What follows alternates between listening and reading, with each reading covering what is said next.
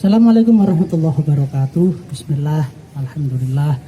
Wassalatu wassalamu ala rasulillah wa ala alihi wa sahbihi wa man tabi'a sunnatahu wa jama'atah min yaumina hadha ila yaumin nahdah.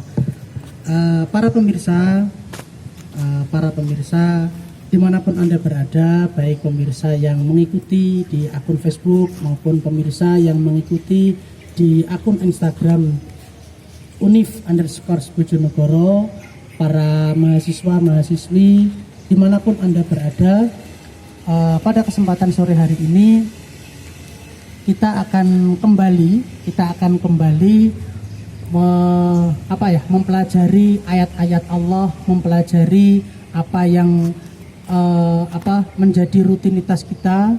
Meskipun kita itu sekarang sedang tidak masuk kuliah, tapi kita tetap diperintahkan untuk belajar, untuk senantiasa mempelajari dan belajar dimanapun, atas apapun.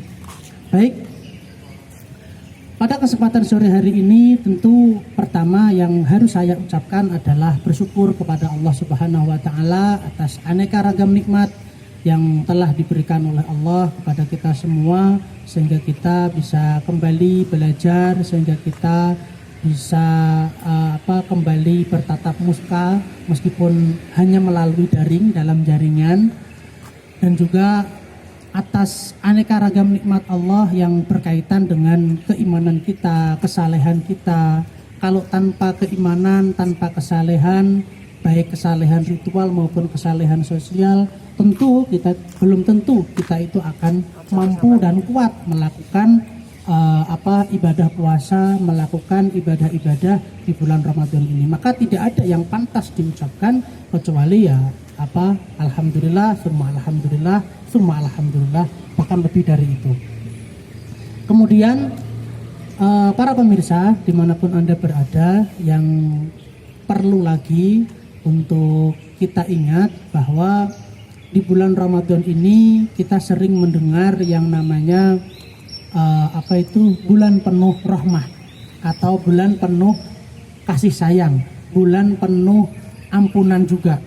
Nah, ini yang kemudian menarik, aneh kalau misalnya kita kelak meninggalkan Ramadan atau kita akan ditinggalkan Ramadan, tapi ternyata Allah belum memberikan pengampunan kepada kita. Akan sangat aneh dan miris misal besok kelak kita meninggalkan Ramadan atau Ramadan meninggalkan kita, tapi Allah belum memberikan rahmat dan kasih sayangnya kepada kita semua. Na'udzubillah min dzalik. Oleh karena itu, bulan penuh rahmah, Ramadan disebut bulan penuh rahmah, bulan penuh kasih sayang, itu karena atau itu bagi orang-orang yang memang mempunyai kasih sayang terhadap sesama. Jadi mereka yang tidak punya kasih sayang terhadap sesama, walhasil mereka tidak mendapatkan belas kasihannya Allah di bulan Ramadan ini. Kalau sampai tidak mendapatkan belas kasihannya Allah di bulan Ramadan ini, tentu di bulan-bulan lain ya bisa jadi malah tidak akan mendapatkan belas kasihannya Allah. Jadi kalau ada yang mengatakan bahwasanya Ramadan adalah bulan penuh rahmah, yaitu bulan penuh rahmah bagi mereka yang punya belas kasihan kepada sesama. Sesama ini manusia maupun makhluk yang lain. Nah, kemudian Ramadan ini bulan penuh ampunan. Bagi siapa? Bagi mereka-mereka yang gemar bersilaturahim, bagi mereka-mereka yang tidak durhaka sama orang tua, bagi mereka-mereka yang senantiasa memperbanyak istighfar, sholawat. Bagi siapa? Bagi mereka-mereka yang memang melakukan hal-hal yang tidak menerjang daripada syariatnya Allah Subhanahu wa Ta'ala. Ini yang perlu diperhatikan agar benar-benar agar Ramadan itu benar-benar menjadi bulan yang penuh rahmah dan bulan yang penuh ampunan dari Allah Subhanahu wa Ta'ala. Baik. Kemudian begini, di bulan Ramadan ini kita santai saja ya. Kita sambil mungkin dengarkannya sambil rebahan, kita santai saja. Di bulan Ramadan ini kita sering mendengar ada sebuah hadis yang masyhur sekali, hadis yang sangat populer, dan hadis ini derajatnya sahih dan diriwayatkan oleh muttafaqun alaih dengan berbagai macam redaksi. Kurang lebihnya, kalau tidak salah, redaksinya adalah man shoma ramadhana imanan wahtisaban ghufira lahu ma taqaddama min dzambi. Ada yang mengatakan man qoma ramadhana, bukan man shoma tapi man qoma. Meskipun artinya itu ya hampir sama. Artinya kalau man shoma itu barang siapa yang berpuasa di bulan Ramadan, sementara kalau man qoma adalah barang siapa yang melakukan qiyamul Ramadan atau melakukan ibadah di bulan Ramadan, maka ganjarannya, pahalanya yang dijanjikan sama Allah adalah ghufira lahu ma taqaddama min dzambi. Apa itu? Oleh Allah diampuni. Oleh Allah akan diampuni dosa-dosanya. Oleh Allah akan diampuni dosa-dosa yang telah ia lakukan, yang telah ia lewati, artinya yang sudah ia lakukan. Ini kemudian hadis ini akan menjadi menarik kalau kita itu mikirnya begini, kenapa ya? Kalau Allah itu, kenapa ya? Kalau puasa itu kok pahalanya man shoma dan man qoma ramadhana, ini kok ternyata pahalanya itu bukan surga begitu saja, tapi pahalanya adalah ghufira lahu ma taqaddama min dzambi. Ini yang perlu diperhatikan, yang mungkin menjadi menarik dari hadis ini. Terus lagi ada juga di sini ada redaksi imanan wahtisaban. Ihtisab itu mencari pahala dari Allah Subhanahu wa taala. Iman itu dengan beriman. Jadi puasa itu yang diterima tentunya adalah puasa yang disertai dengan iman. Tidak puasa yang melulu cuman menggugurkan kewajiban saja, tapi juga puasa yang penuh dengan iman.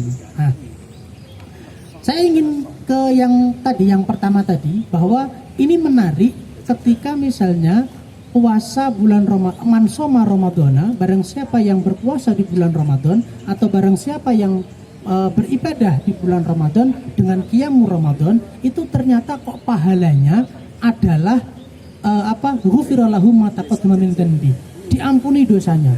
Kok Allah tidak atau Kanjeng Nabi itu kok tidak menggunakan fayadkhulul jannah misalnya, kemudian maka dia akan masuk neraka misalnya, atau maka dia akan menikahi bidadari misalnya, atau maka dia akan mendapatkan kenikmatan di surga Naim atau surga Firdaus misalnya. Tidak demikian, tapi Kanjeng Nabi menggunakan redaksi ghufira lahu ma taqaddama min dzambi. Kalau Kanjeng Nabi itu Kanjeng Nabi dawuh bahwa yang man shoma ramadhana atau man qoma ramadhana, yang melakukan puasa atau melakukan ibadah di bulan Ramadan itu akan diampuni dosanya, karena orang yang mempunyai dosa, ya, orang yang mempunyai dosa atau orang yang belum diampuni dosanya, belum dighufira tadi, belum diampuni dosanya, orang tersebut setidaknya akan mendapatkan 5 hal. Jadi orang yang belum diampuni dosanya, orang tersebut itu akan mengalami atau akan mendapatkan 5 hal ini. Kurang lebih ya setidaknya akan mendapatkan 5 hal ini. Nah, 5 hal inilah yang kemudian menjadikan diampuni dosa itu jauh lebih besar daripada sekedar misalnya nikmat urip enak atau bagaimanalah. 5 perkara tersebut yang pertama adalah sulit mendapatkan ilmu dan mudah lupa. Jadi orang itu kalau misalnya belum diampuni dosanya, maka orang itu akan mendapatkan ilmu itu sulit. Dia mengakses ilmu, ditransferi ilmu itu sering gagal gitu. Dan juga dia mudah lupa terkait dengan ilmu-ilmu yang sudah diberikan kepada dia atau sudah ilmu-ilmu yang sudah didapatkan. Makanya ada kisah Imam Syafi'i misalnya. Itu ketika Imam Syafi'i itu hafalannya itu sulit, itu kemudian Imam Syafi'i itu matur atau sambat atau curcol gitu kira-kira sama gurunya Kiai Waqi. Itu sama Kiai Waqi dipeseni fa'arsadani ila tarkil ma'asi. Kemudian guru saya itu memberikan nasihat kepada saya, menunjukkan saya agar saya itu meninggalkan maksiat. Ini menjadi bukti kalau orang yang belum diampuni dosanya itu mudah lupa dan dia sulit mendapatkan ilmu. Kemudian yang kedua, orang itu akan berkurang wibawanya atau orang itu berkurang wibawanya karena memang orang yang masih mempunyai dosa atau dosanya banyak itu kalau kita dengar orang Arab misalnya itu kan mengatakan man kasurat dzunubuhu, maka man kathurat dunubuhu maka dhahabat bahauhu, atau kewibawaan seseorang itu akan hilang, akan sirna ketika misalnya dia itu banyak dosanya. Tentu ini wibawa ini adalah di depan Allah, atau maksudnya mungguhe Gusti Allah atau mungguh syariat, menggunakan kacamata syariat. Berikutnya setelah itu menjadi berat ibadah dan amal salehnya. Orang yang masih punya banyak dosa dan belum diampuni, itu ketika melakukan amal saleh, ketika melakukan amal ibadah itu pasti terasa berat. Kalau kita traweh berat, tadarus berat, itu perlu dicurigai. Jangan-jangan kita itu masih banyak dosa. Jangan-jangan dosa kita masih banyak yang belum diampuni oleh Allah. Karena orang yang belum diampuni oleh Allah dosanya atau masih banyak dosanya, maka orang tersebut itu akan berat ketika mengerjakan amal ibadah. Kemudian yang berikutnya adalah lisannya orang yang belum diampuni dosanya oleh Allah. Lisannya orang tersebut itu lisan yang tidak mustajabah, sehingga kalau dia berdoa, orang-orang yang masih punya dosa banyak itu ketika berdoa itu tidak mudah dikabulkan oleh Allah. Kenapa? Karena dosanya banyak. Jadi masih ada penghalang antara dia dan doanya tadi. Doanya bagaimana? Kalau makanya dalam sebuah hadis sahih itu di kitab Arba'in Nawawiyah itu disebutkan ketika ada seseorang yang makanannya, minumannya, kemudian pakaiannya itu dosa, fa'anna yustajabu bi. Dari mana orang itu akan dikabulkan dosanya? Makanya dosa ini bahaya kalau misalnya belum dikabulkan oleh dosa ini belum diampuni oleh Allah Subhanahu wa taala. Yang terakhir, orang yang belum diampuni dosanya oleh Allah itu hatinya akan susah. Kalau kita ingat orang yang susah, ya, kalau kita ingat, sampean udahlah kalian rasakan diri kalian sendiri. Orang-orang yang susah itu bukan karena sakit. Orang susah bukan karena corona. Orang susah bukan karena rizkinya seret. Asli orang susah itu karena dosanya banyak. Kalau orang susah itu karena sakit, tentunya orang yang sakit itu pasti susah. Nyatanya banyak orang yang sakit tapi dia tidak susah. Kalau orang sakit itu adalah orang yang miskin misalnya, tentunya orang miskin itu tidak bisa berbahagia melebihi orang kaya. Tapi nyatanya banyak orang miskin itu yang jauh lebih bahagia daripada orang kaya.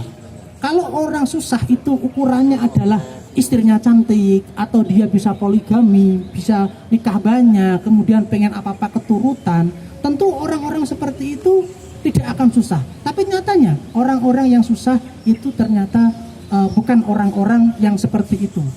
Artinya orang yang susah itu adalah orang-orang yang memang dia belum terampuni dosanya. Oleh karena itu, bagaimana agar kita bisa diampuni dosanya oleh Allah dan kita tidak menjadi pribadi-pribadi yang menjadi pribadi-pribadi yang mempunyai kelima hal tadi. Semoga Allah Subhanahu wa taala mengampuni dosa-dosa kita semua. Semoga Allah Subhanahu wa taala itu menjadikan kita puasa kita itu menjadi madrasah, menjadi sarana perbaikan untuk kebaikan kita, untuk kebaikan akhlak kita, untuk kebaikan semua umat Islam, umat muslimin, dan yang terakhir tentunya untuk kebaikan Universitas Bojonegoro Indonesia. Assalamualaikum warahmatullahi wabarakatuh.